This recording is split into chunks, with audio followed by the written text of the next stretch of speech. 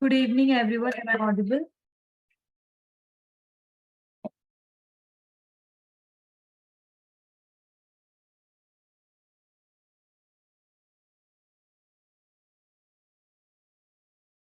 Okay, very good evening, everyone. How are you all?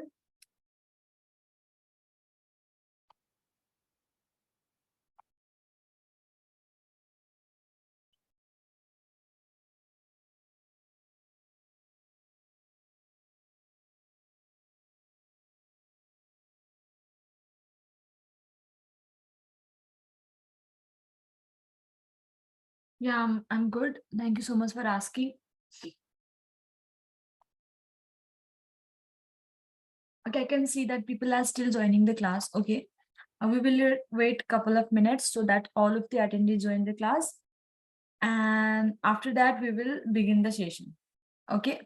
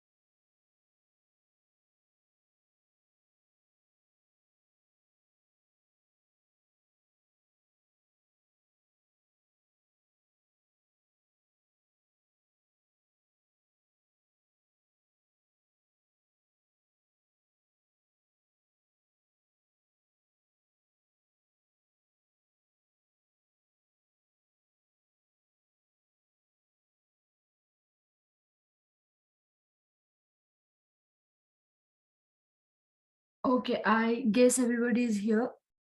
So let's start the class, people. And before I start, please let me know if my voice is clearly audible to you or not.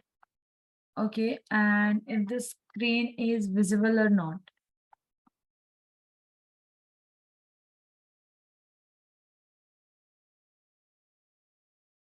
Okay, great.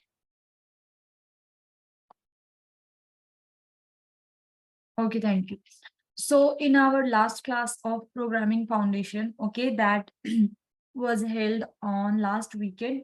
So in the last class, we talked about the operators, right? We talked about the operators. So is there anyone who can define operators?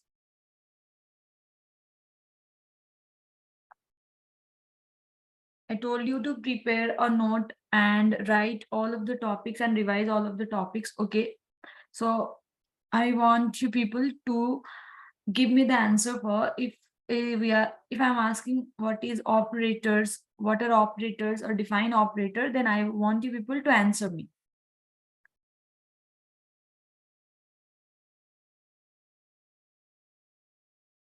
It's a symbol that is used to perform calculation on two operation. Okay.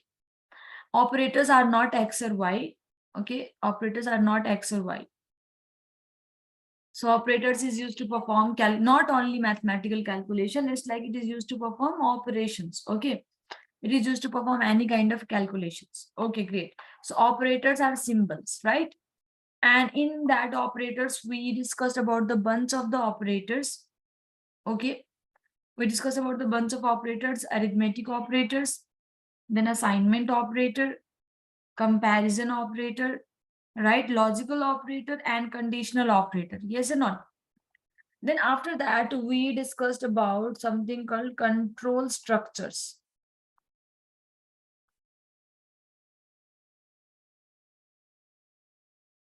Yes, we discussed about control structure. So what was the control structure? So basically is where control is something where we have where the execution of the statement is happening, right? The current execution. So if we are supposed to define the control structure, then we can say that a control structure means the structure that defines that defines the flow of any program, right? That defines the control of any algorithm or the flow of control that is going to flow in a certain program. And we discuss about three different control structures. The first one was sequential, the second one being a branching, okay, and then the third one being the repetitive control structures. Second one branching or the conditional control structures, right? So these were the three types of the control structures. So now today we are going to start a topic that is algorithm. Okay, we are going to talk about algorithm. And now let's understand what algorithm is. So let me bring out a fact before I get into the discussion of the algorithm, that if I talk about the daily day-to-day task that we do in our daily life, okay, like we humans are actually following up a lot of algorithms in our day-to-day activities, okay, without even realizing it or without even thinking about it. Okay, we are actually creating algorithms in our head and we are executing these algorithms, and we are doing this without even understanding, without even realizing or noticing it. Okay, and this is something that we are actually doing in our day-to-day lives, like every day, every single minute we are doing this. For example, like if I give you an example, how are we performing the algorithm? So here how many of you know how to make a cup of tea or maybe a cup of coffee? So if I talk about how can you make a cup of tea, okay, then there are certain process involved in order to make a tea. Yes or not?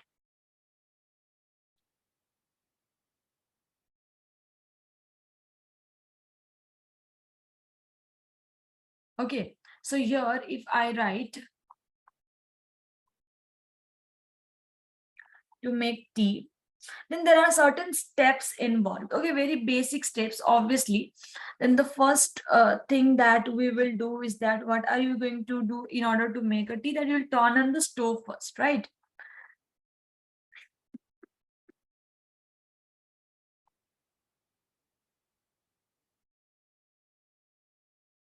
Okay, you will turn on stove and then you will put on the pan on the gas, right? You will put on the vessel or in whatever the vessel you are going to make a tea, right?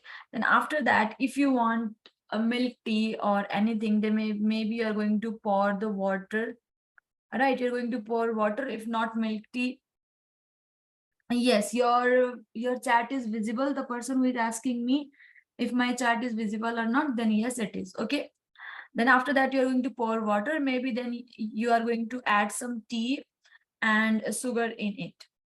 All right, so maybe like you are going to add tea and then sugar. Okay, if you want milk, then you can add milk. If not, then you are just simply going to bring it to a boil, okay, that when it starts boiling, then you are going to turn off the stove, right?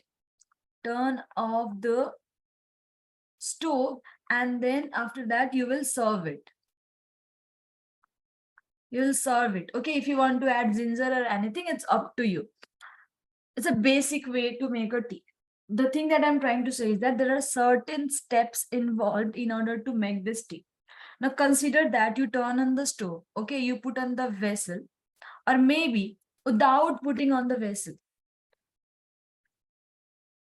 Okay, like without putting on this vessel, what you did was you consider that you skip the step 2, that you turn on the stove and you directly pour the water on the stove. So do you think you are going to get the result that you actually want if you are like going to turn on the stove, and if you are without, by skipping the step 2, if you are going to step 3 directly, okay, or any of the step, then do you think you will get the output that you actually want? Then the answer is no, right? You won't get it. So there are certain steps involved. Okay, maybe you follow the first, second, third, fourth step. You added tea and sugar, but you skipped the step 5. You didn't bring it to a boil and you directly turn off the stove and serve it. Okay. So in that case, also you are not going to get the output that you actually want. So basically, there are certain steps involved in order to complete a task. Okay. There are certain steps involved that are necessary to complete a task. So the algorithm here, now how the concept of the algorithm come? So the algorithm would be just the step by step process. Okay, if I am going to say it in this programming world, then this is an algorithm to make tea, where I have 7 different steps. Okay, and I need to follow each and every steps in order to get the correct output. Okay, get the output without any error. I'm supposed to follow all of these steps. Okay, so algorithm is what people do, and if I am supposed to define the algorithm, then it's a step by step process to complete a task. Okay, what is algorithm? So it is step by step process to complete a task. Okay, not only this, if you like, you guys must have your daily routine, right? Like you wake up at certain time in the morning, then you take, like, you go and freshen up, you take shower and you take breakfast. If you are working, then you go for your work and you come back on time. Then after that, you make food, then have your food, and then you change up, and then you sleep well on the time. Right? So there are certain steps involved in your day-to-day activities also. Now, for example, if you want to relate it more, so right now also, while joining this class, then you must have follow certain steps. Yes or not? Like you wanted to join this session, so there was this problem. Like the problem is that you are supposed to join a session. Okay. Then what did you do? The solution was that you open your laptop, right? Then you will go and open your browser. Yes or not? Then you will go over there and you will type academy/datatrain.com, right? And then you click on the learn button. Yes. And you will go there and see the live class visit over there. Yes. And then you click on join button, and here it is, you are in the class. So this is the step that you followed in order to join the class. Okay. Now in the same way, in programming world also, we follow certain steps in order to write the codes, in order to write the programs. Okay, you might think that algorithm is very technical and hard to understand, but it's totally opposite of that. Okay, actually algorithm is very simple, just simple steps to provide a solution to any given problem. Okay, so that is what algorithm is. So what we are going to do is, we are doing a lot of algorithms in our daily life as well, without even realizing it. Now, if I ask you one question, like, can you mention, I gave you example of joining the class, how to make a tea, right? And then I also gave you the example that you follow the daily routine of your day-to-day activities. Okay, then is there anyone can come up with some other algorithms or some other examples that you have been following in your day-to-day life? Can you mention any other algorithm that you are following up?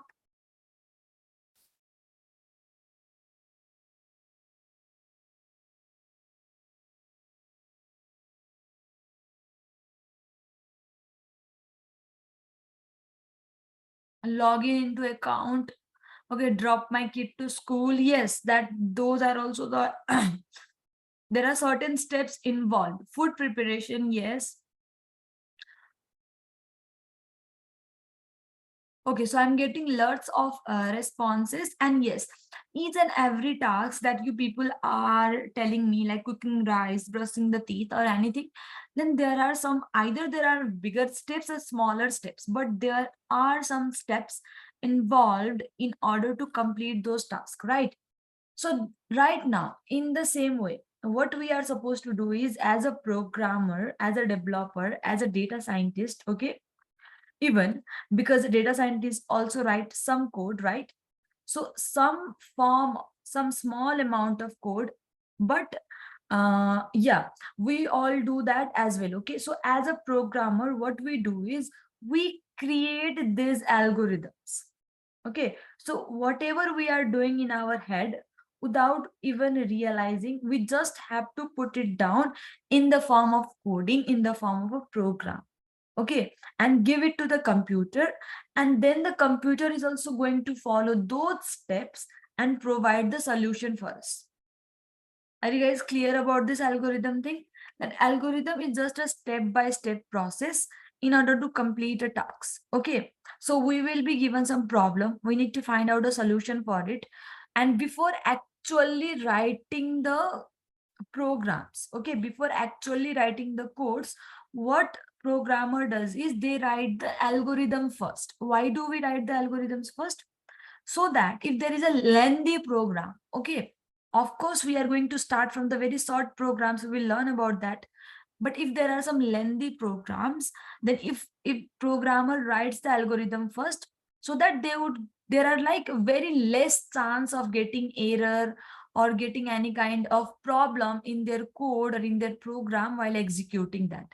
That's why algorithm is written. Okay, now there are two ways to write algorithms. Algorithm is nothing but just a process involved to complete a task. Okay, and we have two ways to write algorithm. First one being flow charts. Okay, and second one being the pseudocode. Like if I talk about the pseudocode, then this flow chart is also the step by step instructions. Pseudocode are also the step by step instructions. The difference is that before this, I gave you an example how to make tea, right? And if you see carefully in that algorithm, I just use a normal English language like a paragraph or text. Okay, so that was the pseudocode. So whenever you describe your program by using text, by using a simple English language, okay, so here, if you use a text or if that's a description form, okay, then we call it as a pseudocode. So it is a textual representation. Okay, it's a textual representation. And now while writing algorithm, if that algorithm involves some kind of diagrams or symbols, okay, symbols or diagrams, then now that is called flowchart. So basically flowcharts are the graphical representation or pictorial representation of the algorithm, and pseudocodes are the descriptive representation or the textual representation of the pseudocode.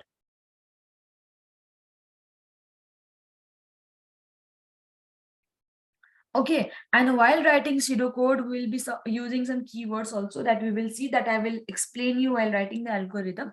So before getting into the questions, let me tell you about some symbols involved in the flow chart. Okay, because right now what I want you people is that just see these symbols. We will be implementing this in couple of minutes after some time. So right now, just remember the name of these symbols. Okay, remember the name of the symbols. Then later on, you will understand the function of the symbols itself. Okay, so while here We have this two ways, flowchart and pseudocode. Okay, pseudocode is the textual representation. If I talk about the pseudocode, then this one. Here I have written this. This is the pseudocode. Okay. And if I'm supposed to draw flowchart, then I'll be using some symbols. And I'm going to talk about those symbols now. Okay. So for flowchart, we have symbol and shape. Was that shape called? And what is the name of that shape? Okay, and what is its use or what is its function? We will see this thing. So the first symbol that we have is, it is like this. Okay, and this is called ellipse. It's called what? This is called ellipse. Okay, and the name here, the name, it is actually oval. Okay, and its name is terminator. Why is it terminator? Because whenever you are going to write algorithm, you need to start and stop it.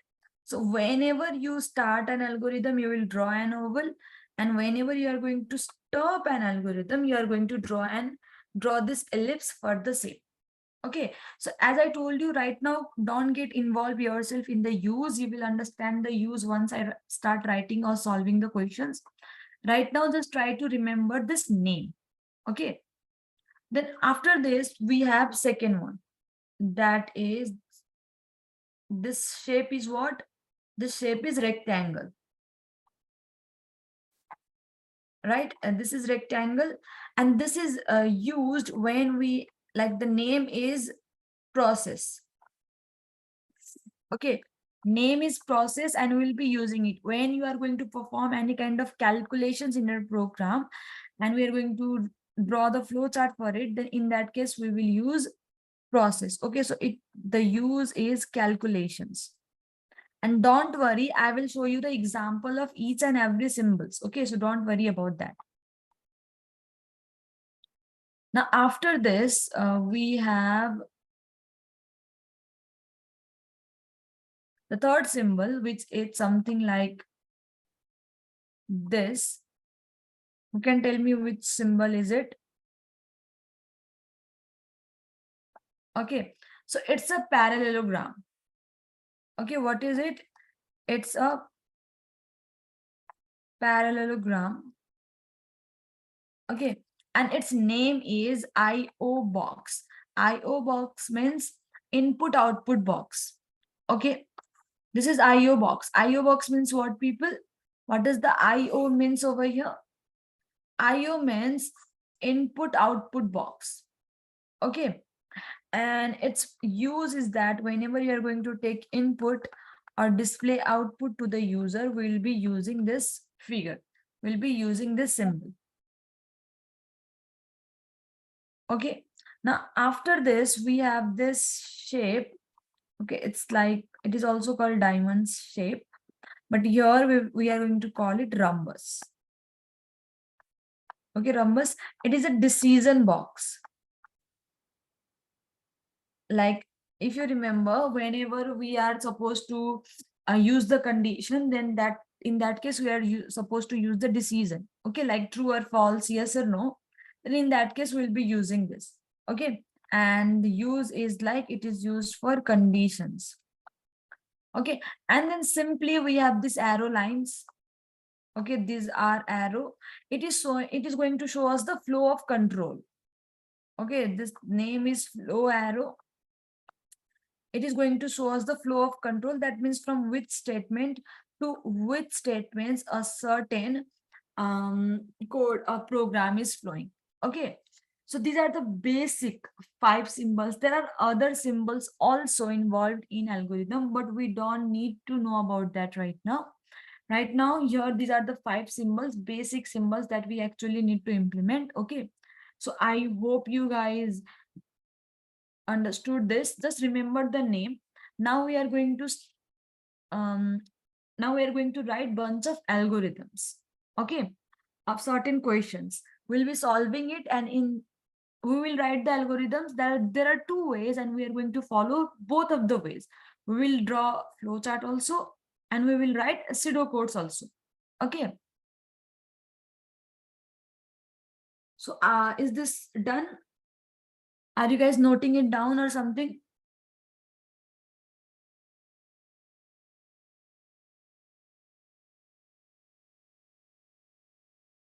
Okay, great.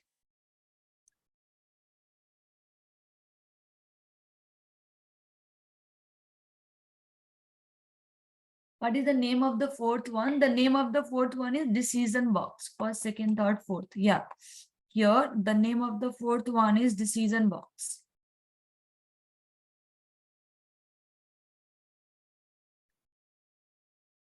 Shape is rhombus. And the use is condition.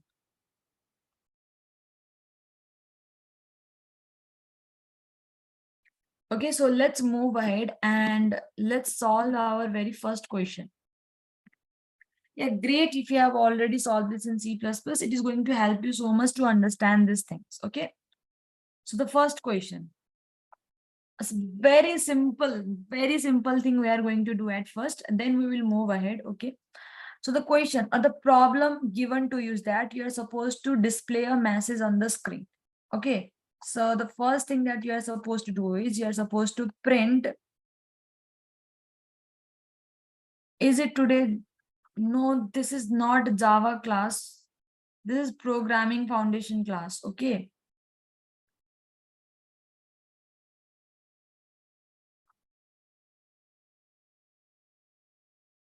To print a message on screen. The message could be anything. It's up to you. Okay, you can decide.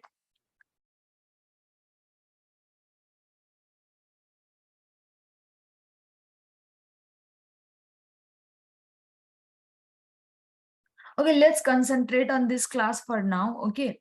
Right now we are in programming foundation class. So let's concentrate on that.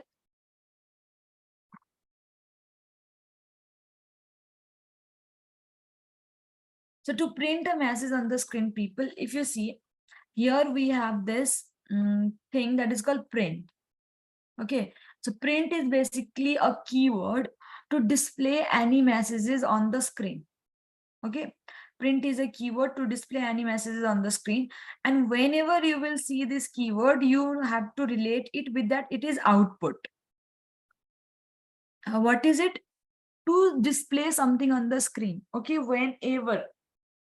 whenever you see something on the screen, that is output, and we can display something on the screen by using a keyword that is called print. The print is associated with the meaning that is output. Okay, is this clear? So the first thing that we will do is we will write a pseudo code for this. Okay, we'll write a pseudo code for this. So remember that whenever you start an algorithm, whenever the first step always involved its start. Always. Okay. Whenever you start writing an algorithm, either you are writing pseudocode or you are drawing a flow chart, the first step that needs to involve is to write the start, is to start the program. Okay. To print a message on the screen. So the second step is that the work that is given to us. So the work is to display a message on the screen only. So I told you we have a print keyword. Okay, so here we will simply write print. Okay, and whatever the message that you want to display, it will go inside this parenthesis. Okay, and message as in it is going to be a string. So it needs to be included in a double inverted comma. So maybe I want to display hello. Okay, like this, and then double inverted comma. So here we have print and hello like this. Okay.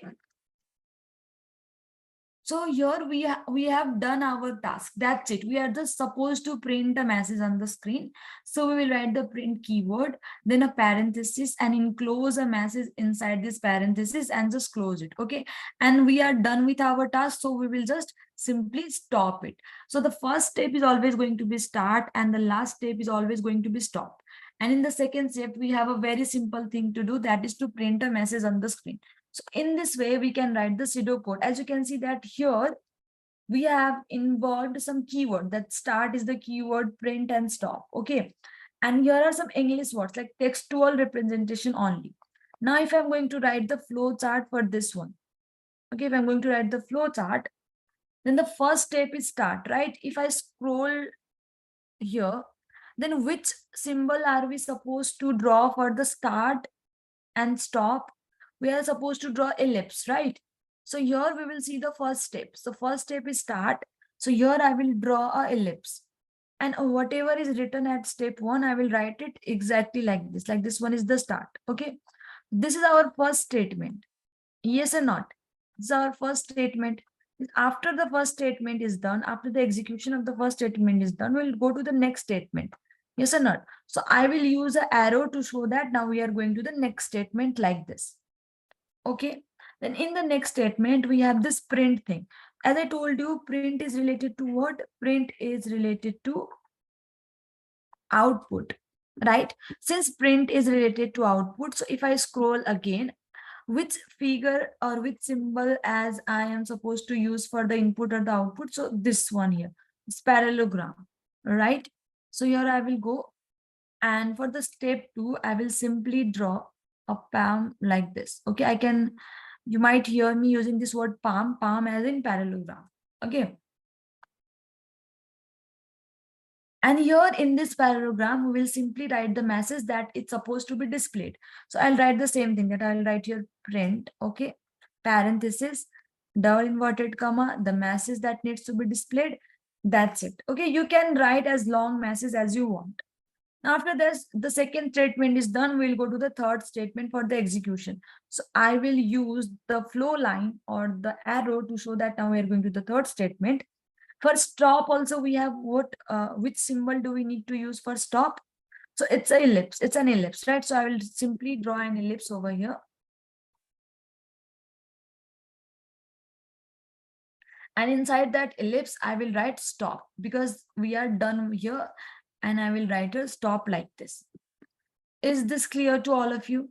So this is our very first algorithm. It's a very simple process. Okay, very simple, easy 3 steps only involved.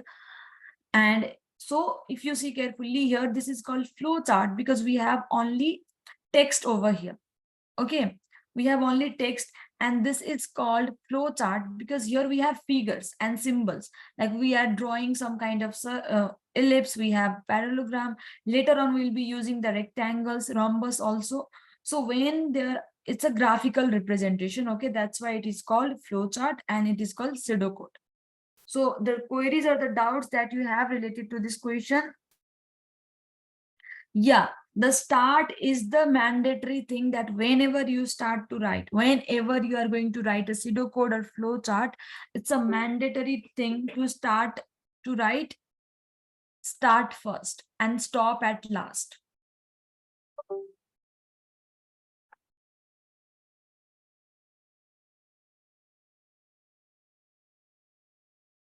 The arrow is doing that. The arrow is showing us, okay, why use exclamation mark? Okay, that is just a message, nothing else. Like whenever in a, like, don't we use exclamation mark with hello or goodbye or something like this? That's why I use that. It has nothing related to the code. Okay, and we are using this arrow. We are getting this arrow because we are showing that the flow of control is going from first statement, which is our start, then it is going to the second statement, that is to print, to third statement, that is stop. So while drawing flowchart, you are supposed to show the connection between the steps. Okay, so in order to show the flow of control, we are using these arrows. Okay. And in difference between print and printf. So for some certain programming languages, you use printf, like for C languages, okay. In certain programming languages, you only use print. There is println also. So basically the function is same. It is going to display the output on the screen. The keyword is only different. The output of the same algo for both ways. Yeah, the output is going to be same for both of the algorithms. Can we get the assignments from today? We have just started the class. Okay, I'll talk about the assignments at the end of the class.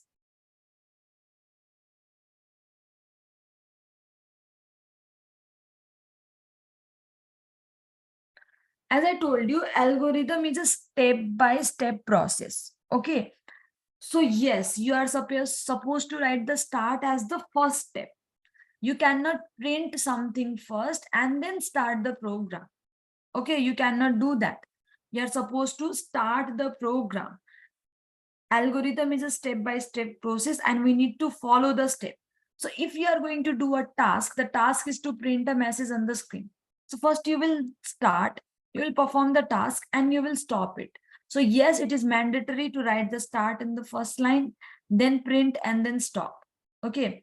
Why did you use bracket? Because this is the syntax, this is the way. Whenever you are using the print, then the message that you want to display, it goes inside the bracket. It goes inside this parenthesis. Okay. No, there was in the previous class, the assignment I give you was to revise everything and make a proper note. Okay. Can we write like as start, then you want to write print over here like this instead of writing in the step 2? Then no, the definition, please remember the definition. Algorithm is a step-by-step process. You are supposed to break down the steps. Okay, you cannot write all of the things in the single line. This is what algorithm is. That's why you are supposed to write it on different steps. This is like I have written 1 2 3. So basically these are like step 1, this is step 2, and this is step 3.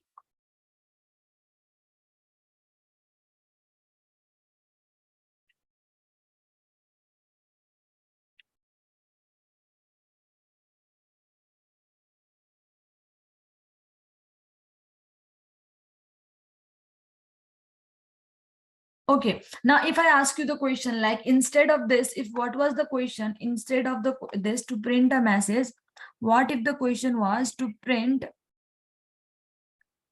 number, okay, 50 on the screen? That means you are supposed to display, instead of hello, you are supposed to display 50. Then what do you think the changes that I need to make over here?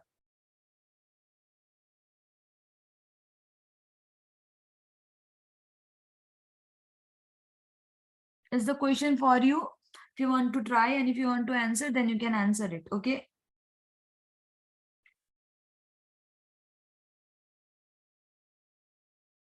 Okay, so let me remind you again. The strings only goes inside the double inverted comma, not the numbers.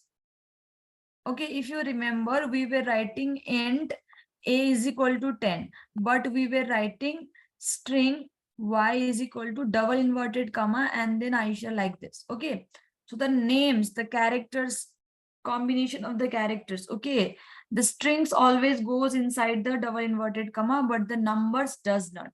So you need to remember that.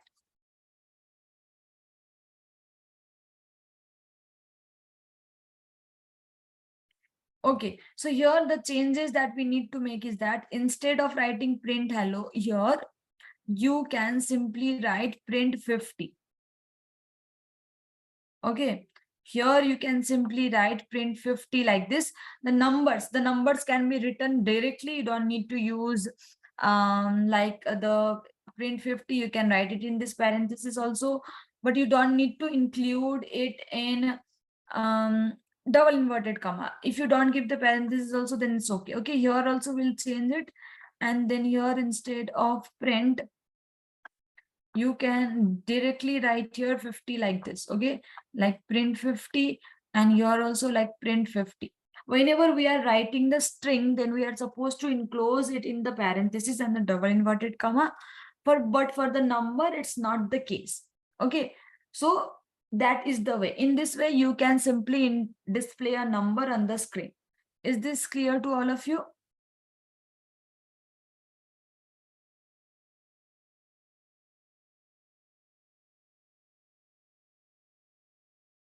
Okay, now here you can see that in question, it said that we are supposed to print the number 50. Okay, the question itself said that the number is 50, but the real world program does not works like this.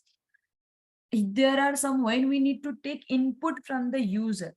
Okay, like Now you are supposed to think from the perspective of the person who is creating the program, not the person who is using that application. For example, if you are using Swiggy in order to why do we use Swiggy? Yeah, in order to order a food, okay. Then here you are supposed to think in the way that you created that application Swiggy. You are going to think as the you are the consumer or you are the customer. No. Okay. So whenever I will use this word user, then I'm talking about the customers or the consumers. Okay. But we are not going to think from the perspective of the user. Here we are going to think from the perspective of the producers, like the one who creates a program. Okay. So maybe you are given a task, that a problem, you are supposed to take a number from the user and then print it. Okay. Here, to take a number from user and print it. So previously what we did was that we simply wrote print 50 because the question was print 50 on the screen. But now the question is little bit twisted. The question is that you cannot decide which number you want to show on the screen. You will create an application. Okay, you will create an application. This application will be launched in the market or whatever. Okay, like you created an application, you launched this over there. Now the number of users, like any users, those users are going to decide if they want to see the number 100 on the screen or 50 on the screen or 200 on the screen. So it depends on the user. Okay, so whatever the user gives the input, like if the user says 100 or if the user types 100 from the keyboard, then that 100 should be displayed at the output. Okay, if the user types 70, then that 70 should be displayed as the output. That means you are responsible to create a program only. You are not responsible to decide the value or to decide the number. No, you are only responsible to create the program. The decision of displaying the number is up to the user, and user can take any decision. Is the question clear to all of you?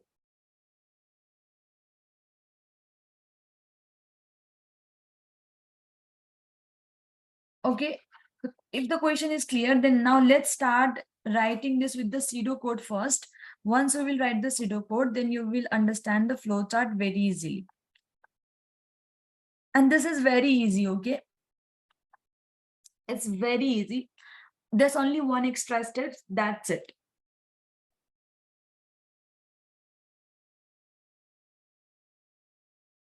And then the first thing that is going to be its start.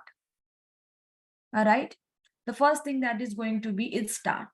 Now we are going to use the variable thing over here. What will happen is that, as the question is saying, to take a number from user. Okay. So if you think that if you are going to take a number from the user, okay, if you are going to take a number from the user, then don't you think that value needs to be stored somewhere? Number is a value, right? So do you think or not that in order to display it, that number needs to be uh, stored somewhere? You cannot just take the number anywhere and just display it. No. Okay. If you want to display something, then we have a memory in our computer. Okay, we have a memory, and maybe this is our output screen. Our output screen. So in memory, we all know that if I'm going to take a number from the user, then it needs to be stored somewhere. No, this is not a database. This is just a memory. Okay. If we are going to take a number from user, then a space should be created where we can store this number. So what we will write here is, I will write here declare. Declare is like a keyword. Okay, just like print, we used to display the output. Declare is like creating a memory in the space. Okay, so here I will write declare x. So now what will happen is that now this x is a variable. Okay, this x is a variable. Now what will happen in my memory? A space will be created and the name of this space is going to be x. Because in this space, we will store the number that we will take from the user. Are you guys able to understand this?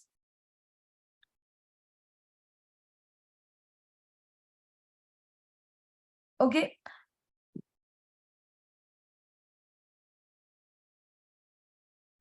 We are going to take a number from user. You cannot just randomly throw that number anyway. Okay. If we are talking about an electronic device, none of the electronics device, it will never work until and unless you have some storage space in your electronic device, because whatever the data that you are working on a device is stored somewhere. Okay. Even though right now, if you are using this, if you are in this live session and if you are sending me this text in the live chat, okay, those texts are also being stored somewhere in the memory of the computer. It's not like floating in the air. Okay. It's not like it is not floating in the air. It's not floating. We need to store these things. You don't understand anything, then you need to ask me the question if you don't understand the thing. Okay. We have solved only one question right now. This is the second question. So in the second question, this is, I will discuss about this later. Okay. This is, don't focus on this. I will discuss about this later. So I am talking about declare X, right?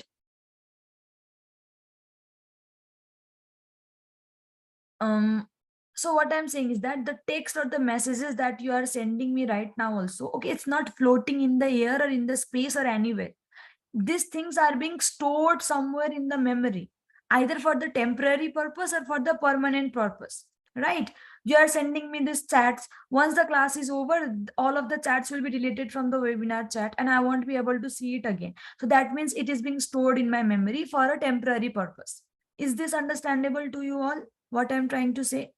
Is this understandable or not? That whatever the data you have, it needs a space in your memory to be stored. Okay, it needs a space. It cannot float somewhere in the air or in the space. Okay, it cannot be that. You are going to take a number from user.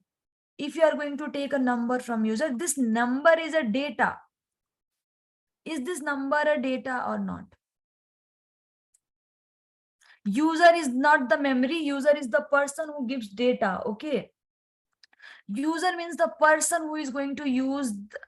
User is not the memory. User is the person. It's like a consumer. Okay, you are creating an application which can display a number on the screen. So this application will go to the market. There would be some users, there would be some consumers that would use these applications. Okay, and the work of this application is to simply display a number on the screen. That's it. Okay, and the number that would be displayed on the screen is going to be decided by the user, not you, not the one who created this application. Okay, is the thing. So to take a number is a data. So it needs, if a user is going to give a data or value, then it needs to be stored somewhere. So here we are declaring a variable. Declaring a variable means I am saying to my computer that I need a space in the memory because later on some value will be added over there. Okay, this declare X is a way of telling your computer. Okay, it's like asking the computer that please make a space. Okay, please make a space in the memory because later on in that space some value or some data will be added, and name that space as X. Is this clear now?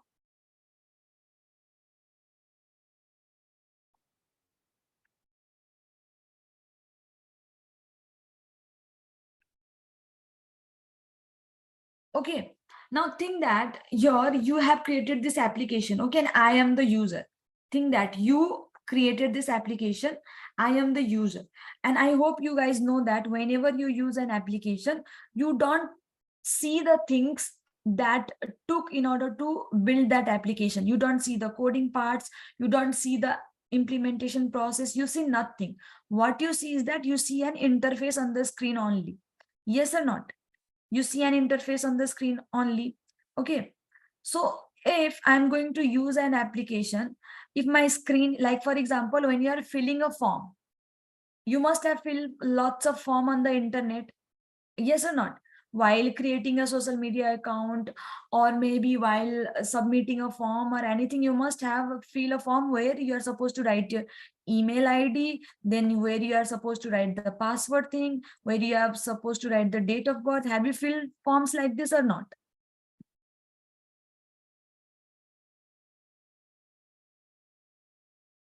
Okay, yes, you must have fill up forms like this, right? So now tell me, instead of, if this app, this form is like email, phone, and date of birth, but instead something appears to your screen like this. There is boxes only like this, and nothing is written over it. Would you be able to identify where you are supposed to write phone number, or where you are supposed to write email number, or where you are supposed to write date of birth, unless something is specified over there? Will you be ever be able to find out what in which box you are supposed to write, or you are supposed to give what kind of data from your side? Tell me, will you ever be able do that? No, right? We won't be able to identify, because we know if here is written username, then that case we know, okay, I'm supposed to write my username here. If there is written password, then we know, okay, I'm supposed to write my password here. If there is written email ID, then we identify, okay, I'm supposed to write the email ID over here. Okay. So in the same way, if you are creating a program which is used to display a number, then don't you think that a message should be displayed on your program, so the user would know that the user is supposed to type a number? That means in this output screen, something should be displayed like enter a number. Don't you think a message should be displayed like this? Do you think yes or not? Because if there is nothing on the output screen, if I'm going to use that application, how would I know, am I supposed to enter a number, or I'm supposed to sing a song, or I'm just supposed to say my name? Will I ever be able to find out? No, I won't be able to find out, right? So we need to display this message on the screen. So in order to display this message on the screen, I will write there print inverted comma. Okay, and then here we don't like it's not necessary that we use parenthesis for pseudocode. You can skip that also. Okay, you can directly write double inverted comma. So here enter a number. So print enter a number like this. So in the first step, it will start. For the second step, we have created a space. For third step, we will display a message on the screen, enter a number. Okay, so that user will know what to do. Now, when the user will see this message, the user is supposed to type a number. Okay, so maybe the user typed 50. Maybe the user typed 50.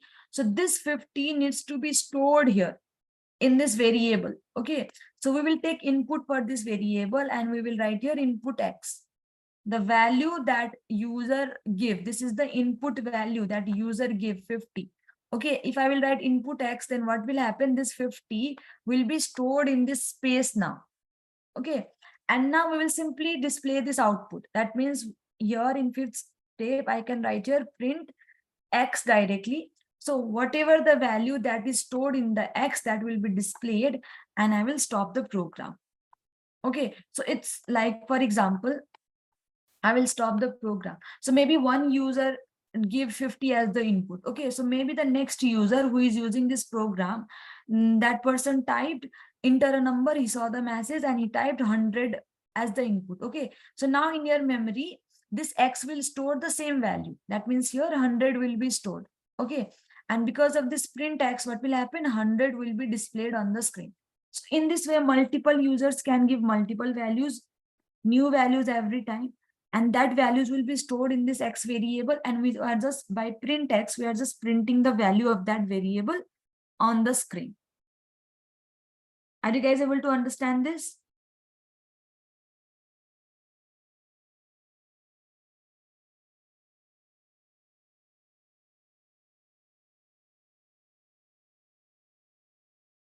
You need to write number in third step. Yes, because we need to write, we have not written here number. Okay, we are not going to write 50 or 100. The 50 or 100 is going to be written by the user. As I told you, think from the perspective of the developer, don't think from the perspective of the consumer. Okay, so here we are not going to write 50 or 100. We are going to display this masses on the screen.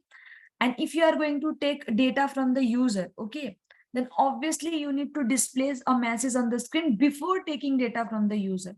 So before taking input from the user, you will display a message that is enter a number. Okay. And after this input X will take input from the user, and print will display the input that is taken by the user on the screen.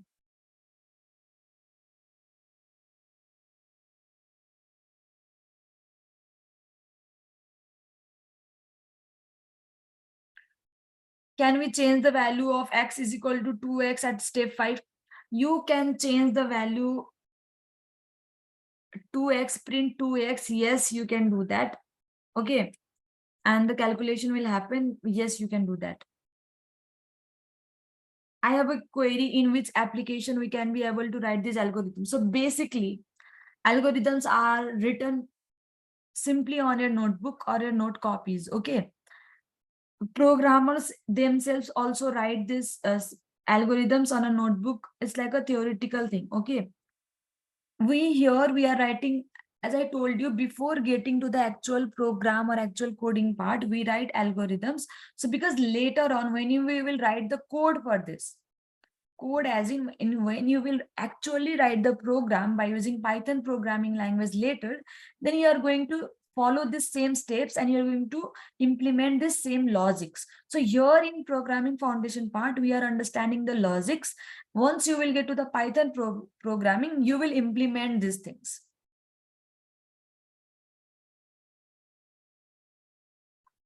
User can be anything. We are not going to choose the user. Okay, user can be anyone. We don't need to choose user. The practical, as I told you, programming foundation is here. We are just going to write the algorithms only. The practical thing that you are going to do the practical of all of these things once you get to the Python programming part. There you are going to write the codes for all of this. Okay.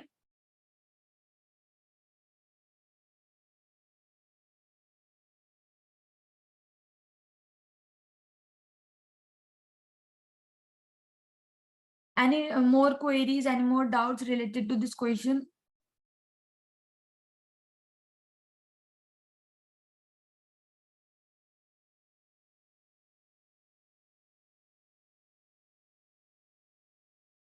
Declare means to create a space in the memory. As I told you, the value that you will take from the user, it cannot flow in the air. You need a space in your memory. And the space is not going to create it by magically in your computer. Okay. We need to define it. So declare basically means to create the space in the memory. Yeah, in the first problem, there was no need to make a memory because the first question was saying display this message on the screen directly. We don't need to store it somewhere. Okay, we were just supposed to display hello on the screen or display the number 50 on the screen.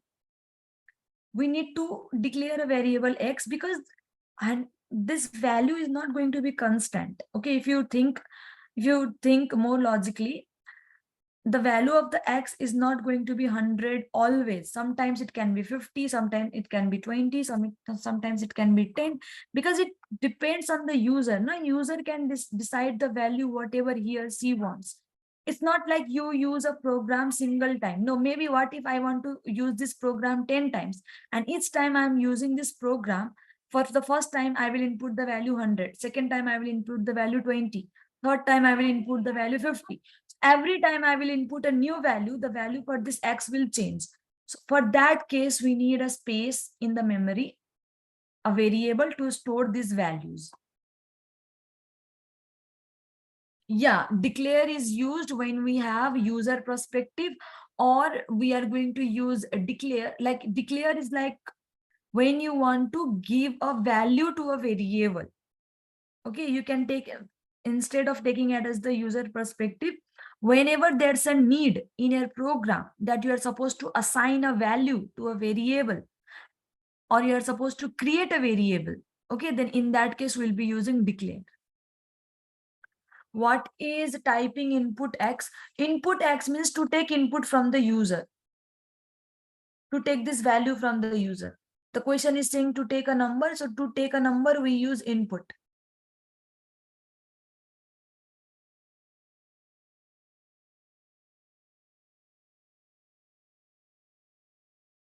Okay, shall we move ahead to the third question now?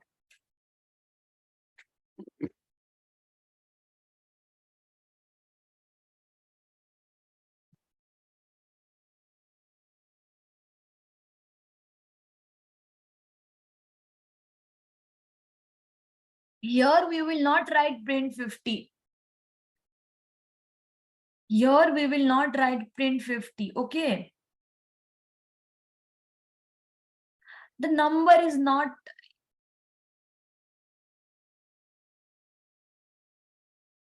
Yeah, we will write the flowchart. Sorry, we'll draw the flowchart, then we'll go to the third question. Okay, thank you for reminding me. Number is not a X. X is a variable where the numbers will be stored, the value. And it's not like we are only going to store numbers in the variable. We have already talked about the variable. We can store strings also in that.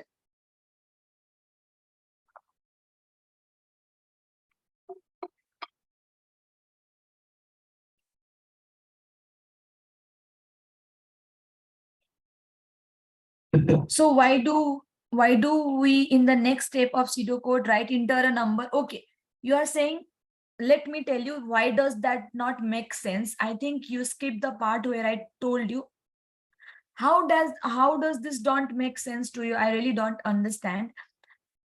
Imagine you are using an application. Okay, imagine you are using an application and there's nothing on the screen. The screen is literally blank. How are you going to know whether you are supposed to enter a number, or you are supposed to enter a text, or you are supposed to like play a game, or you are supposed to sing a song in front of it? How are you going to do that? We are supposed to convey a message to the user that okay, this application is like you are supposed to enter a number. Okay, as I told you, while filling of the form also, okay, there is written email and there is a text box, there is written password and there is a text box. So that's why you know, okay, in this text box I'm supposed to write the email, in this text box I'm supposed to write the a password. Okay, that's why we are displaying this message on the screen, that is enter a number. That's why it makes sense. The number is stored by the thing that is called variable. Yes. Why do we create space in the memory? As I told you, why do we create the space in the memory? Why do we create the space in the memory, people? Because we are taking a value from the user, and that number, that value cannot float somewhere in the air. We need a space. So in order to take the number, okay, in order to store the number, we need a space in the memory. The value needs to be stored somewhere, right? That's why we are going to create the space in the memory. None of the electronic devices work without creating the space or without storing the data in the memory. Okay, that's why we need that. Okay, let's draw a flow chart for this.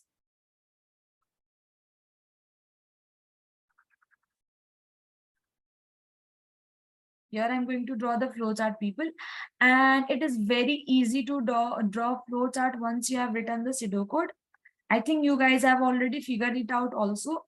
That the first step, what we are going to draw? We are going to draw ellipse. And I will write your start. Okay, then we will move to the next step.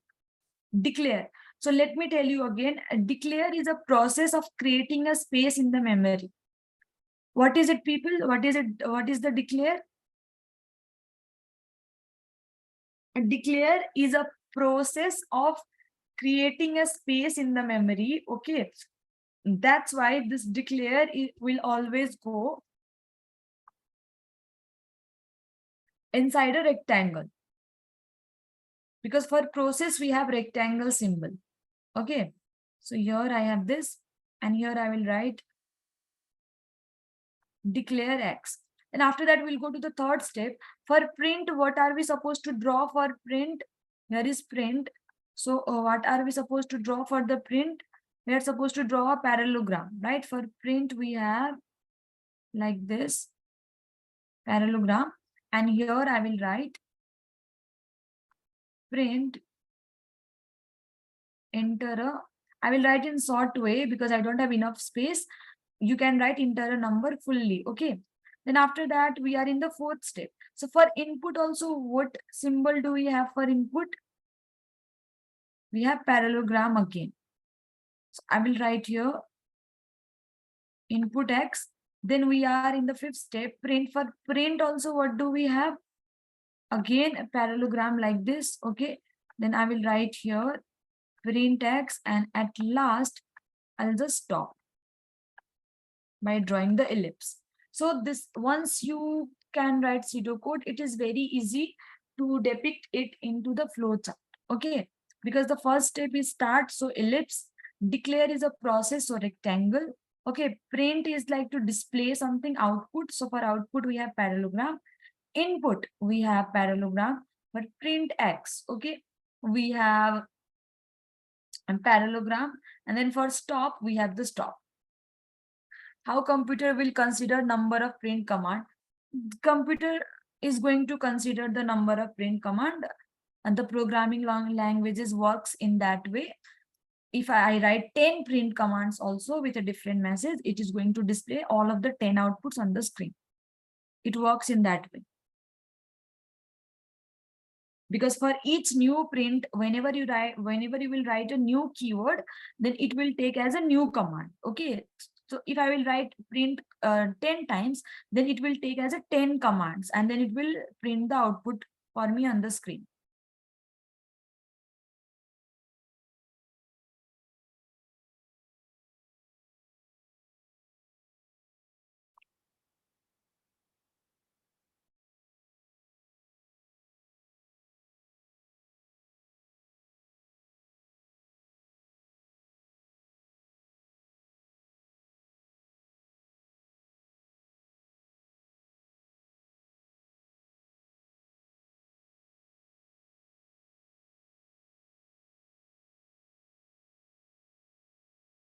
Okay, let's move ahead, and now we're going to solve a third question. So third question is going to be same like second question, but the difference is that in second question, we were simply printing a number, but in third question, we will print the addition of two numbers. Okay, so what we are going to do, we will take two numbers from user. Okay, to take two numbers from user, and then we will add those two numbers and display the result.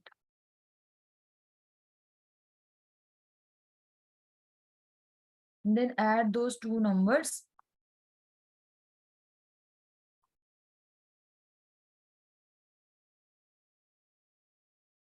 and display result. Okay, so basically what is going to happen in this question is that this is the program. Okay, and a user will see a message on the screen because user is supposed to display user is supposed to type two numbers. So we will display a message here, enter two numbers.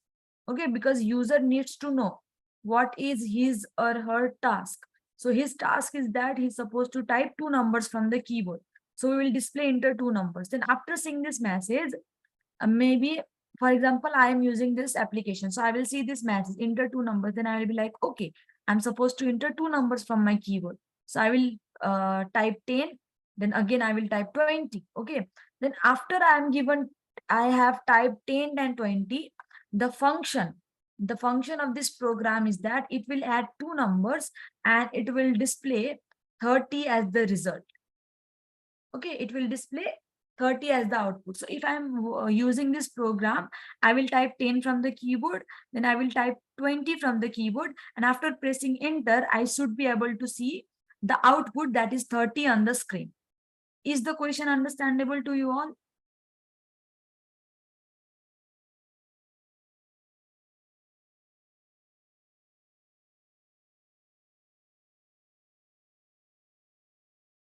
Okay, if the question is not understandable, then instead of saying no, it would help me so much if you could specify what part you didn't understand.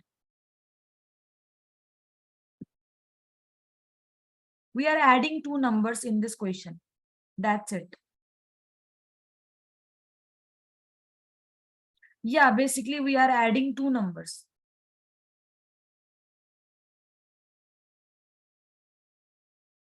Yes, basically the user will perform addition by his own choice of the numbers. Exactly. Okay. So let's write pseudocode for this.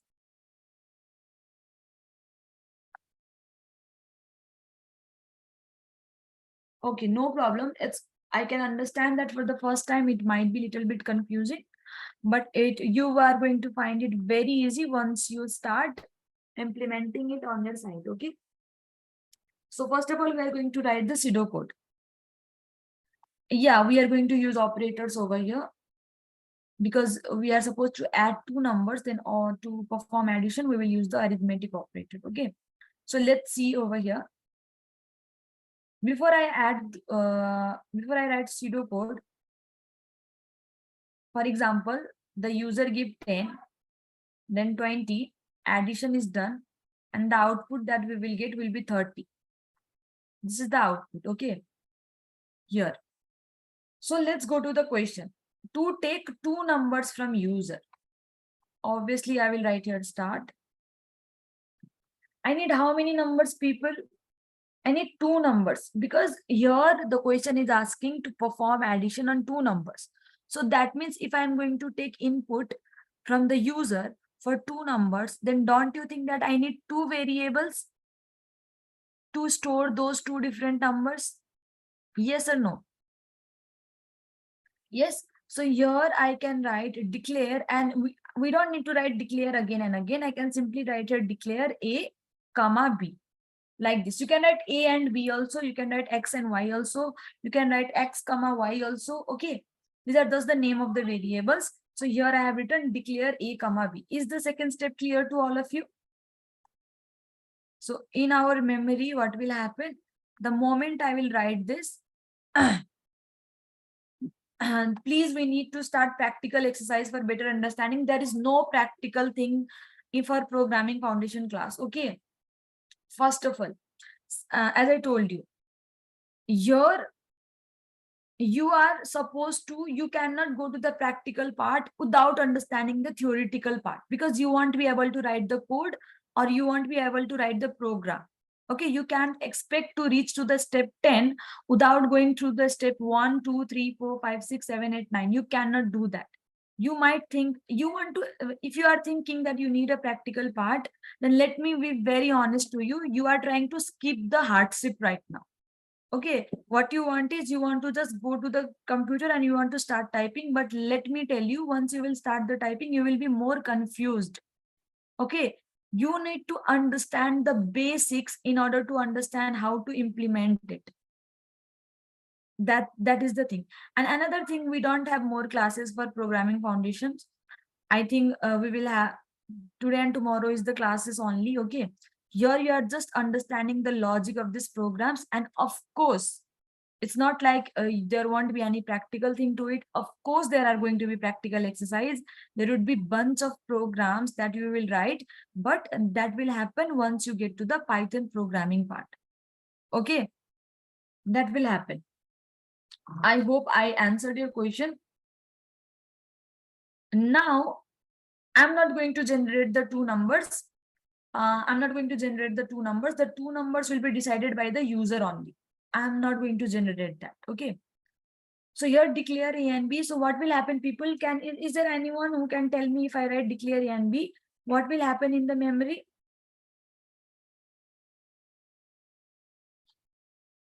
Then two spaces will be created. Plus spaces will be created. Okay, there will be spaces. So here I will have one space in memory and second space. Remember that the data are always stored in the form of blocks in the memory. Okay, so the name of this space is maybe A and the name of the space is B. Right now these spaces are empty. Yes or not? Because right now there is not any value to the A and B. The value will be decided by the user once you write input. Okay, so after this we will display a message on the screen so that user know what he or she is supposed to do. So enter, what are they supposed to do? Okay, so enter two numbers, not a single number. Supposed to write here, enter two numbers. Okay, then after that, in the fourth, after this message is displayed on the output screen, the user will know, okay, I'm supposed to type two numbers. So we'll take input from user, and we will take input for the variables, that is A and that is B. So input A and then B. Okay, now we are done. We have taken two inputs from the user. Okay, to take two numbers from the user, we are done. We are going to take two numbers from the user. Here we don't need to give parenthesis. This is not a string values. Okay.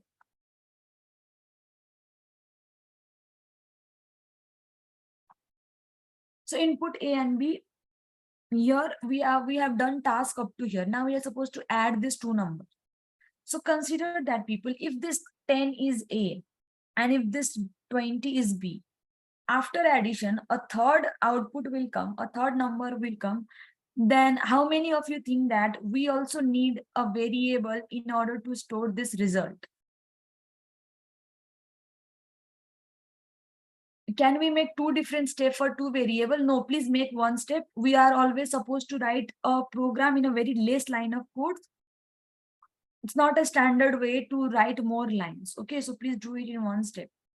Okay, so my question was that if 10 is given to A, consider that, okay, this is just an example, and 20 is given to B, we will get a third number. So don't you think that I need a third variable in order to store this output? So maybe I need a C, right? So here I will need a third variable C. So I would actually need a third space also, C over here. And do I need to take input for the C?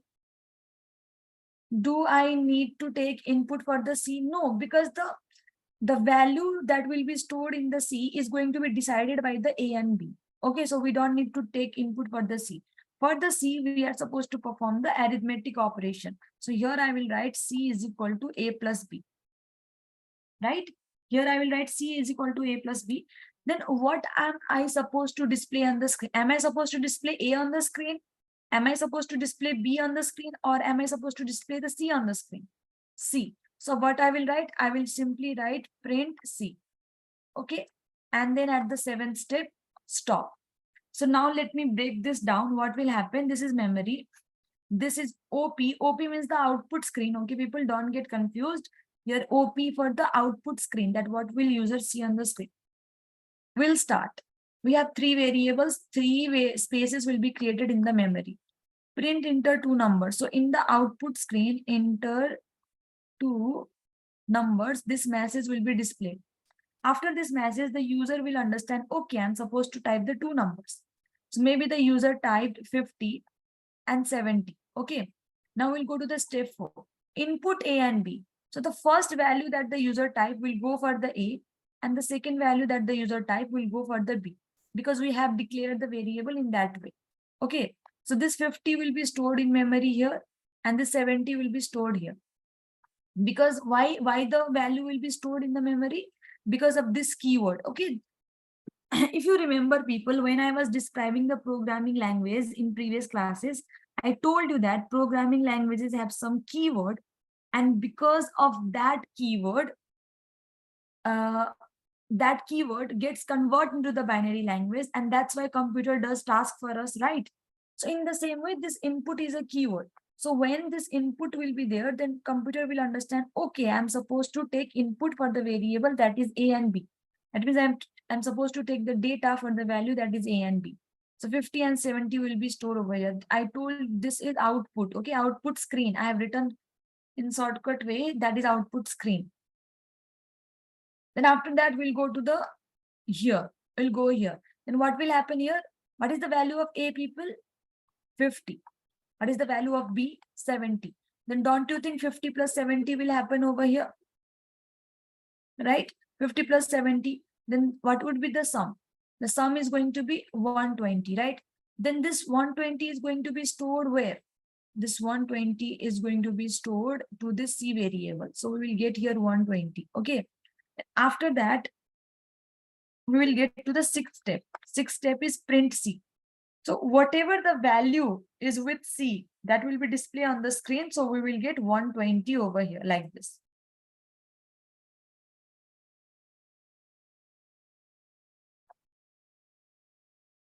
Okay. So here what we will get as the output. Here we will, after giving 50 and 70, 120 will be displayed on the screen as an output. Is this clear to all of you?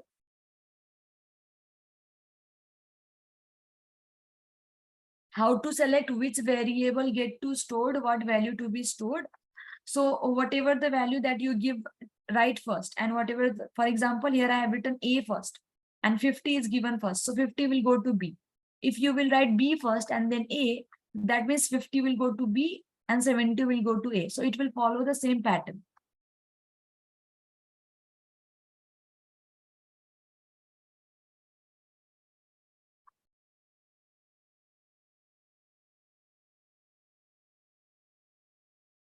Isn't it like joining two spaces? No, it's not joining the two spaces together. No, we don't need to write value. The value is going to be decided by the user only. We are not the one who write values. Here I gave you the example only that if the user will give the value as 50 and 70, then the addition will happen and we will get 120 as an output.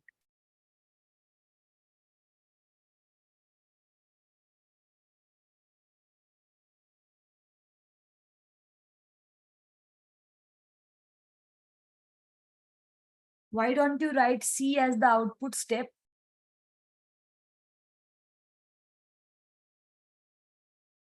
I don't understand your question. Can you please elaborate it? I'm really sorry about that, but I didn't understand your question.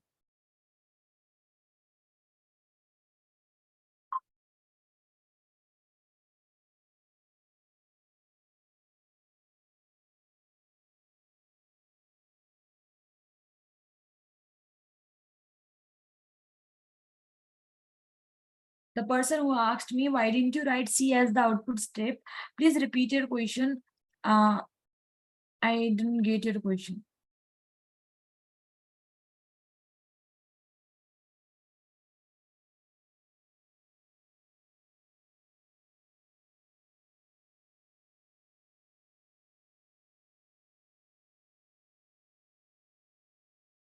No, the result of the input is not going to be the output.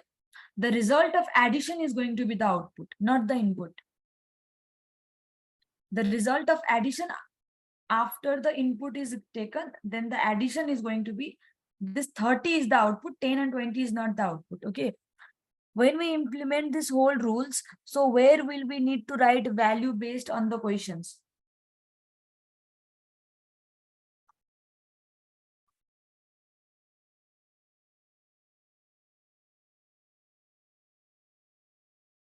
Where will we need to write the value based? Value as in which value are talking about?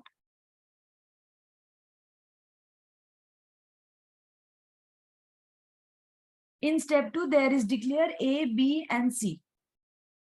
Not only A and B, it's A, B, and C. We are declaring 3 variables. Why do we need 3 variables? Because we are adding the numbers. While adding the numbers, you need 2 numbers to add. Okay. So you need 10. We need 2 numbers to add. After adding 2 numbers, we get a third number. This is the first number. This is the second number. And this is the third number. So in order to store these 3 numbers, we need 3 variables. That's why I have written here A, B, and C.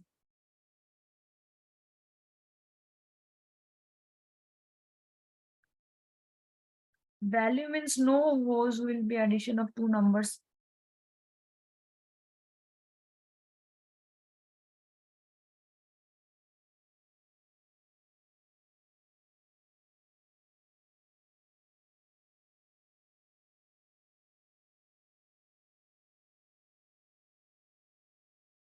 Value means, are you talking about the string value? Like what if there is not a number, but there is a string?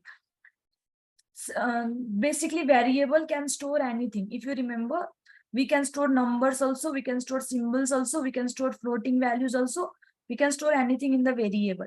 So if you don't want to store your number and if you want to declare, okay, You can simply write here declare A and enter a name.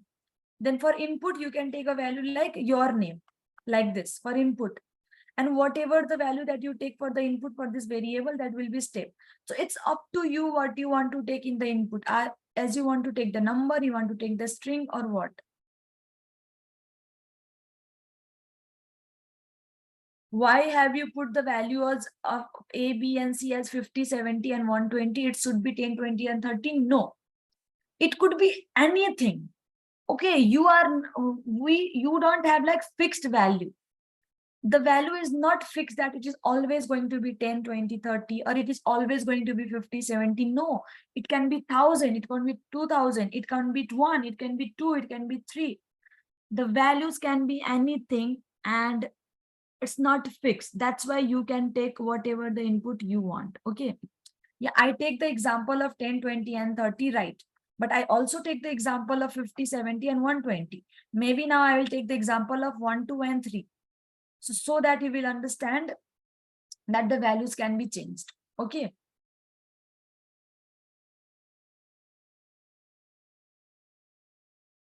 Please ask your question, whatever the question you have, please ask me.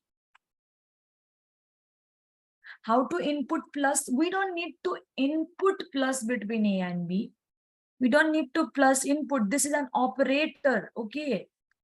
Just write A plus B and the computer will understand, okay, I'm supposed to perform the addition. If you write A minus B, computer will understand that it is going to perform subtraction. If you write A divide by B, computer will understand, okay, I'm supposed to perform the division. We don't need to take input for the plus. And here also for the output also, the addition is going to be performed by the computer itself because you have given the instruction to the computer.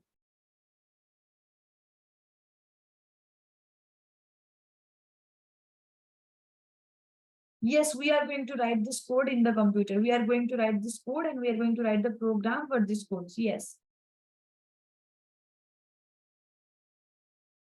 Yeah, you can store the fixed value also. Yes, you are right. If you mention A is equal to 50 and B is equal to 70, then that time the value will be fixed.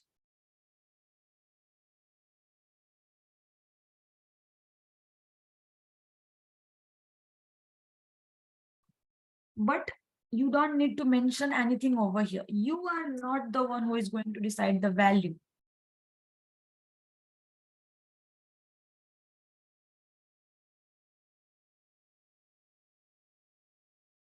Shall we move ahead to the next question now?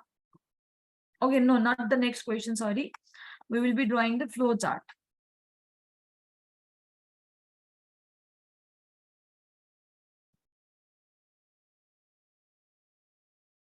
We don't need to assign a value to a variable.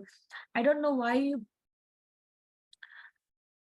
we don't need to assign a value to a variable. The users are going to assign a value to a variable. We will just declare a variable that here's a I will say it to my computer, here's a variable, make a space for this.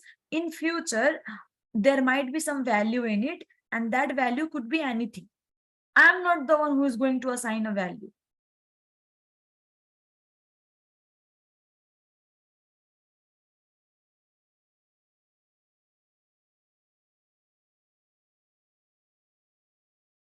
After third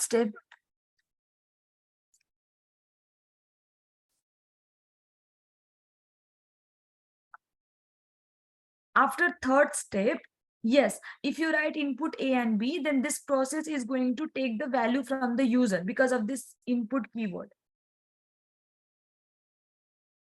No, the values are not decided by the pre-stored in the computer's memory. No, it's not that. The values are going to decided by the user. I think you people need to understand that when you create a program, there are normal peoples. Like there are the person who created the app Amazon. There are the person who created the app Flipkart. There are the person who created the app. User are the consumers, the one who uses the app, the one who uses the application. Okay, you must have an application in your phone right now. Maybe you have Uber, maybe you have Zomato, maybe you have Swiggy or anything. Okay, you are not the one who created that app. You are the one who are using that app, so you are the user. Okay, and while choosing the food, like there are bunch of restaurants available in the Swiggy, you are the one who decides which food you want to order. The person who created the app does not take decision for you that you are going to take this for breakfast, you are going to take this for dinner. No, the the person who developed the app has given options to you. Okay, then after that you are the one who decides what you want to have for your dinner. In the same way, this is the program to add two numbers. That's it. Okay, that's it. Very simple thing. The very simple task, only adding two numbers, that's it. So to add two numbers, we need two numbers. In order to add two numbers, we need two numbers. So that two numbers is going to be decided by the user. That means the person who will use this program.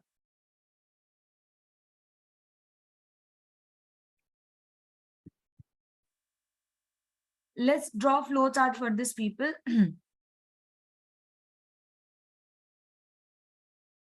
So I hope you guys have already got the idea how to draw flowchart for this one. The picture, you got the picture maybe. So the first step is start. Okay, so we'll draw a ellipse and you will write here start. We'll go to the second step, declare as in rectangle. So here you will write declare, then A, comma, B, and then C. Okay, then you have print. So you will draw a parallelogram and here you will write print, and then after that enter two numbers. Okay, you can write it clearly. I'm not writing it clearly, but I hope you understand. Then we'll go to the step 4. Step 4 is input. So we'll draw a parallelogram and here you will write input A, comma, B. Okay, then after that, who can tell me is the fifth process? Is it input, output, or what? This fifth one, this fifth step. Who can tell me? Fifth is the process, right? So we'll draw a rectangle and here you will simply write C is equal to A plus B. Why is it a process? Because we are performing a calculation, that is addition. Okay, then after that we'll print. So we'll draw a parallelogram and here I will print C and then simply stop. So you can see that once you would be able to write the pseudocode, it is very easy to it is very easy to draw the flowchart. No, C is equal to A plus B is not a condition, it is a process. Condition means condition is something when you compare the values, when you use the comparison operator. Okay, here we are using arithmetic operator. So this is process, this is adding. Adding two numbers is not a condition.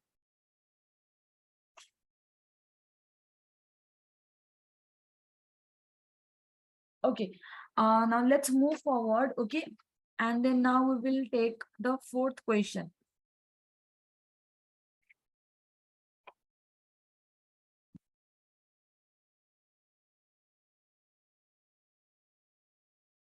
Okay, now here we are going to take the example for the conditions. Okay, now here you will see how can we take a condition. So the question is going to be, here also you will take two numbers from user.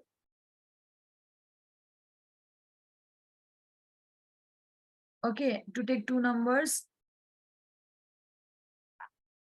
from user and check which one is greater.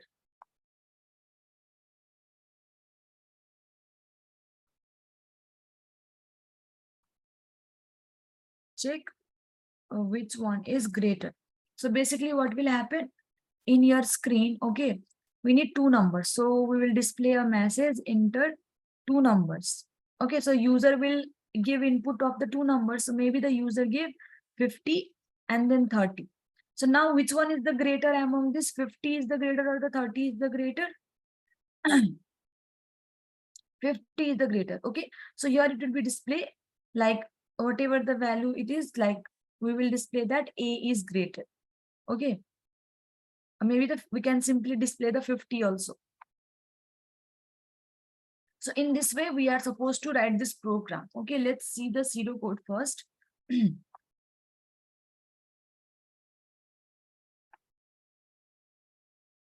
So for pseudocode, the first step is going to be start. Okay, two numbers. So obviously you need two numbers. So here you will declare two variables. I'll write A comma B. Okay. Then after this, you are supposed to display a message on the screen. So here you will write print enter two numbers.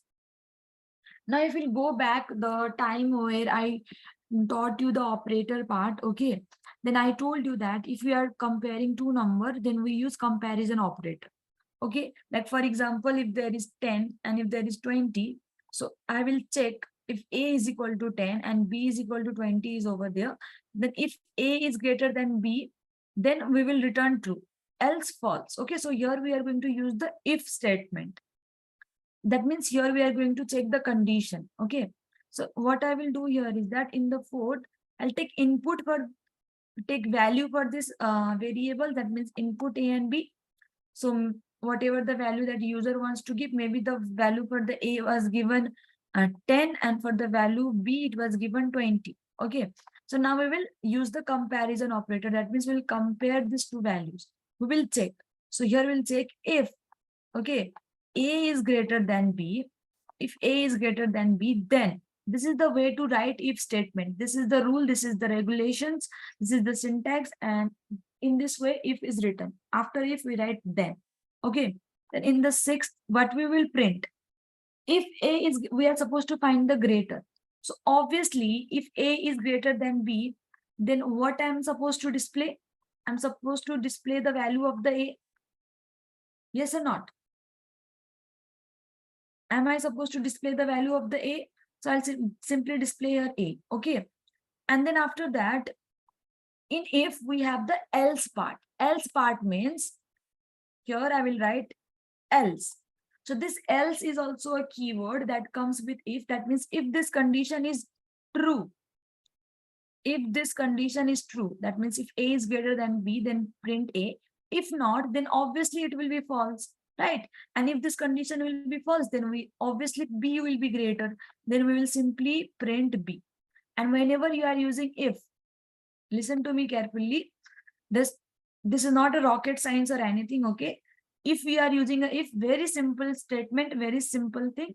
Whenever you are using a if in pseudo code only, not in flowchart, then you are supposed to write end if, because we are supposed to use the in statement for the if also.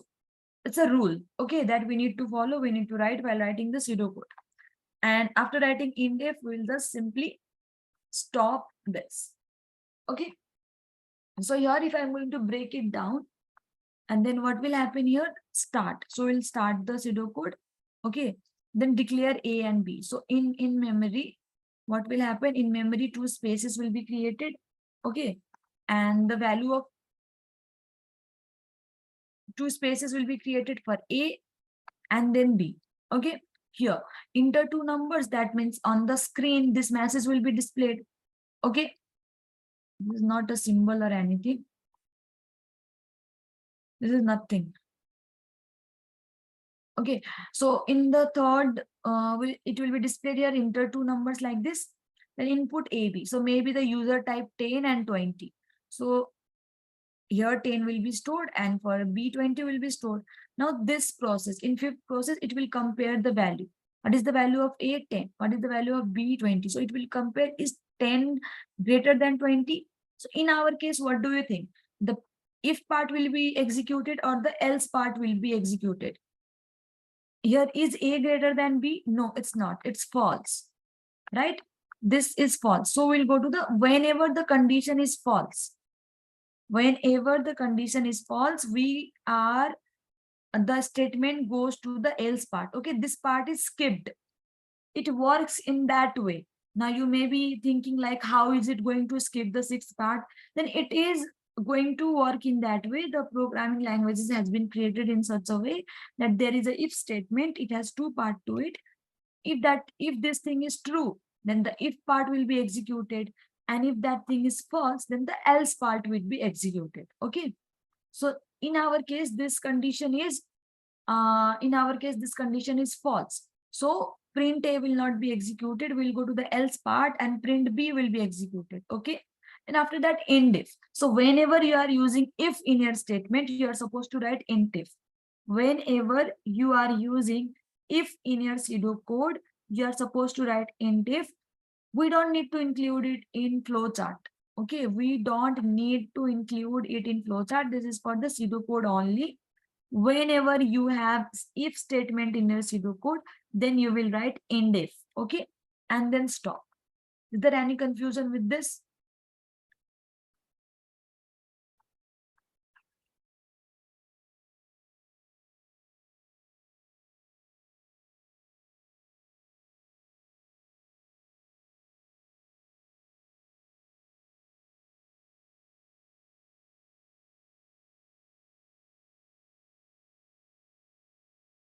Let's draw flowchart to this.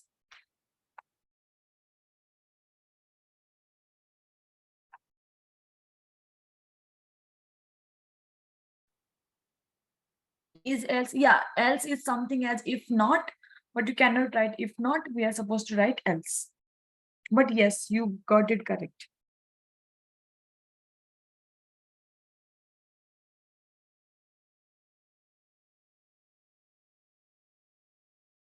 Where did you put explanation to A and B in pseudocode? Explanation as in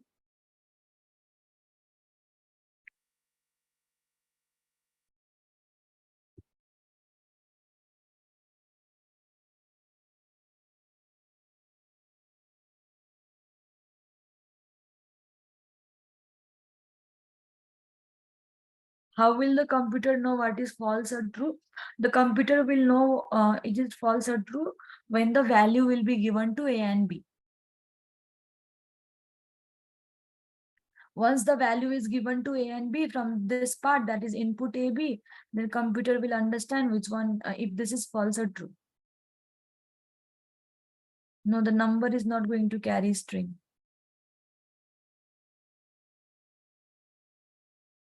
Yeah, if fifth thing is true, at the fifth step, if fifth is true, it will print A. If false, then it will print B. Yes, you got it right.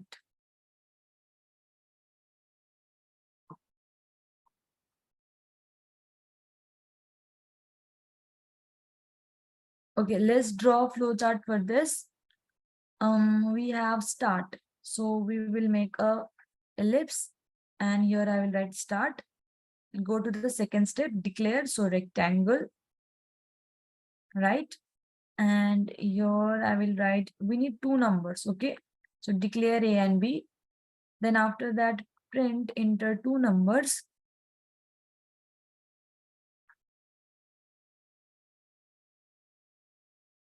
So here print, I'm going to write this message, bear with my handwriting, okay? Because there is not space, but I consider that I have written this same line, enter two numbers over here. Then after this, input AB. So for input AB, the same thing, palm, okay? And then here input A comma B. Okay, now we are here at the fifth step. So how many of you remember which symbol are we supposed to do? This is the condition part. Okay, this is the condition part. So what are we supposed to draw over here? Can you carry out this process on all of the operators? You can use any kind of operator as you want. Okay, so here I will, okay, forgot to give the flow line. Here it is. Then we'll draw the rhombus. Okay, like this. It's very bad rhombus.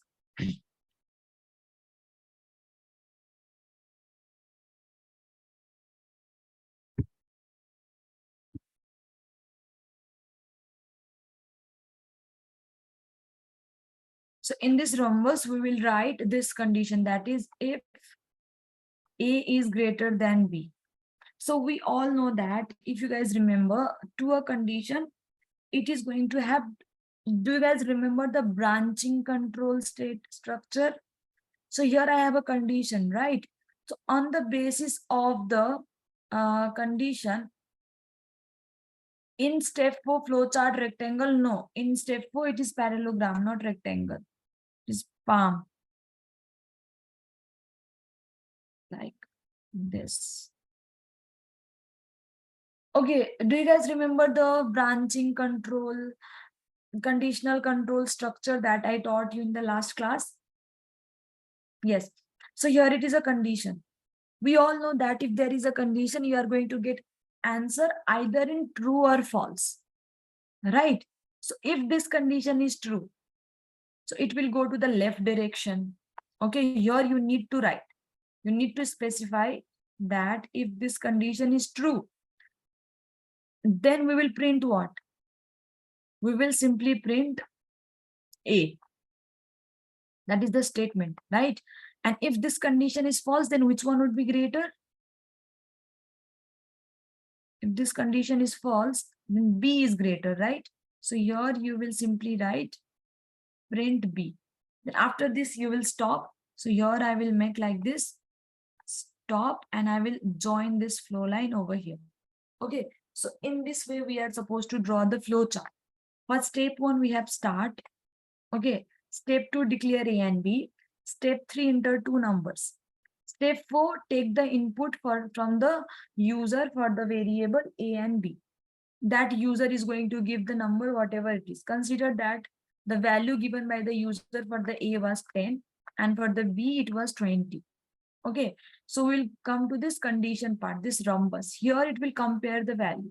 The value of A is 10 and B is 20. So it will check if 10 is greater than 20 or not. So in this case, are we going to get the result true or false? So in this case, we are going to get the result false. Okay, since it is false, our flow of control will go in right direction, in the false direction, and then print B. So the B, that means 20, will be displayed on the screen, and after that the program will stop.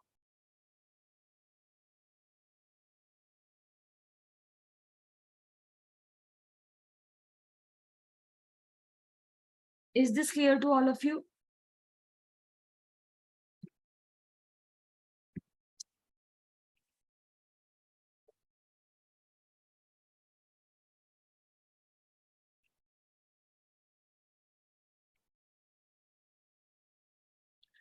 As I told you, we don't need to include endif in flowchart. We don't need to include endif in flowchart. This is for the pseudocode only.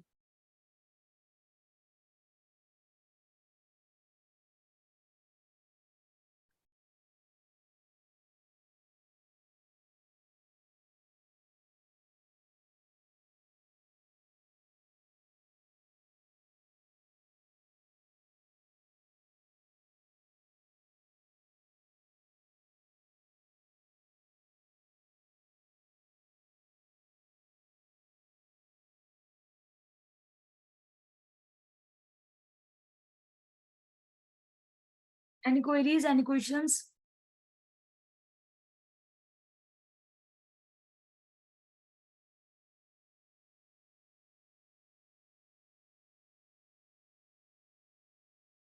I'm going to give you some questions today. Okay, not many questions since you don't, tomorrow is also class. I'm going to give you some 2 or 3 questions only in order to practice yourself. And where are you going to practice this? For programming foundation, you are going to do it on your copies, notebooks only. Okay, you just need a paper, a pen, and you are supposed to going to write this. Okay, repetitive control, I will show you the example tomorrow, not today. Okay, because now it would be too much for you to understand if I will start the repetitive also. Most of the people are already confused with these 4 questions that I have discussed today. So revise it. Once you will understand it clearly, okay, then tomorrow then only you will be able to understand the repetitive one. Okay, what about arrow? Which arrow are you talking about? Because here is the arrow. Okay, here's the arrow, here's the arrow, here's the arrow. Arrow is there.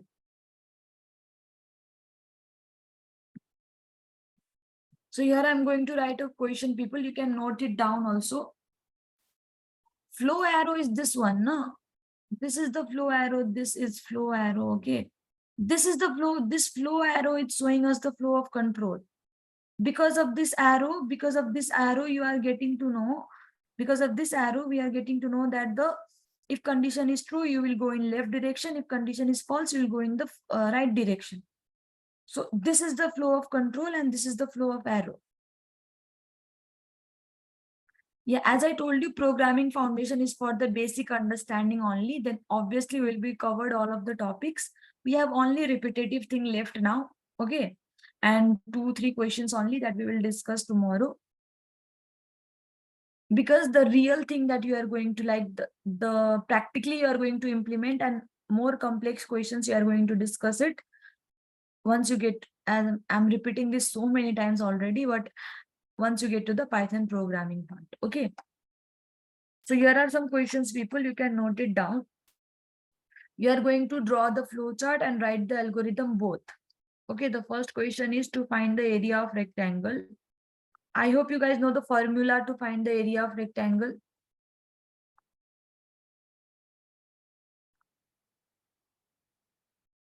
So the formula is A is equal to L multiply B. So you need to take length and breadth as the input, then perform A is equal to L multiply B and just print area. Okay, you are going to do that. And here you will to find area of square.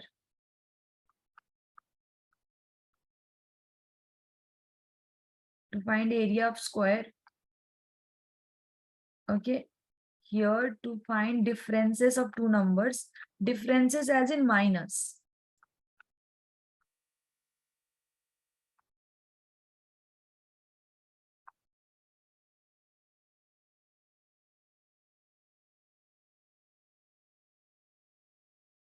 And the fourth question would be to find whether the given number is odd or even. Here you will use the conditional statement. We have already discussed how can we find out the number is odd or even in previous class. Take the hint from there and try to solve it.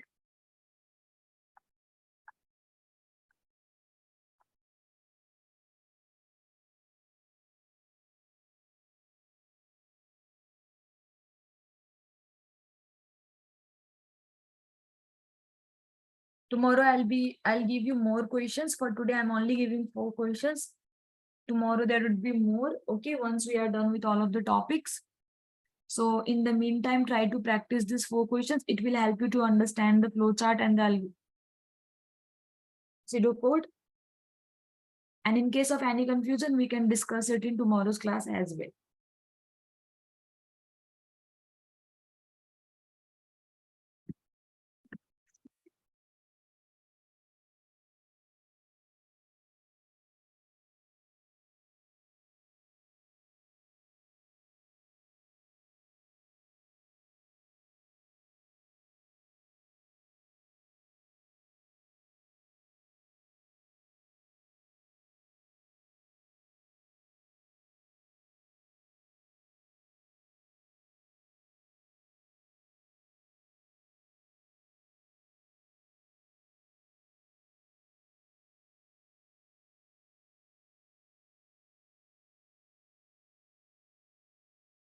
Is there any queries, any doubts, questions, people?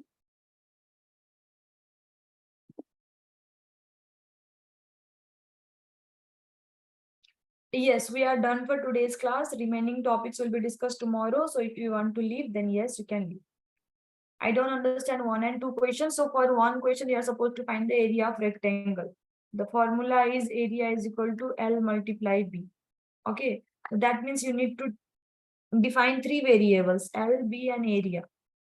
You will take input LB because you need to take value for the length and breadth, and you will perform the calculation like this and you will display the area. What is the area of square? The area of square is area is equal to L multiple L.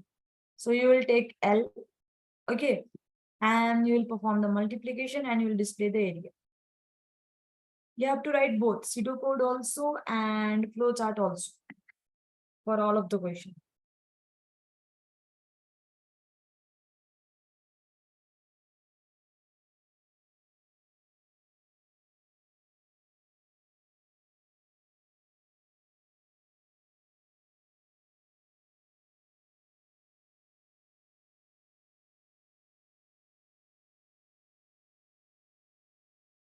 Thank you. Thank you so much for joining today's session, people. I'll see you tomorrow.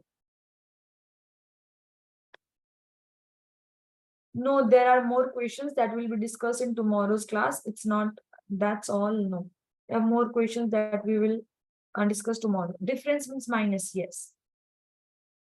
Good night, people. Thank you.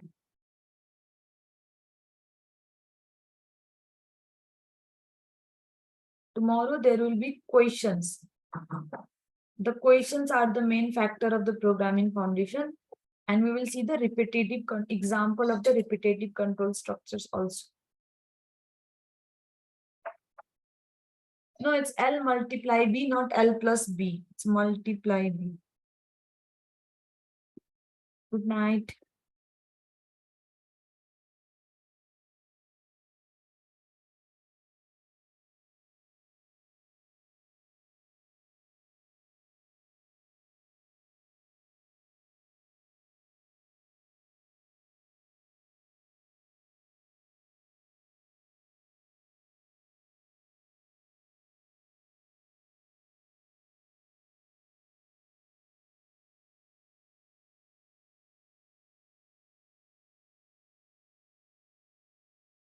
Yeah. How do we know if you got it right? We will discuss this in tomorrow's class.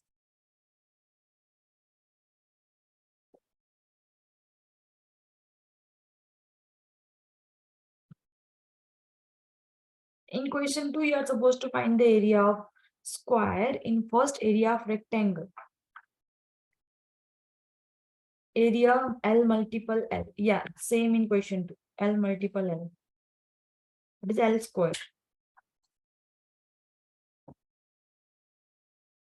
Good night.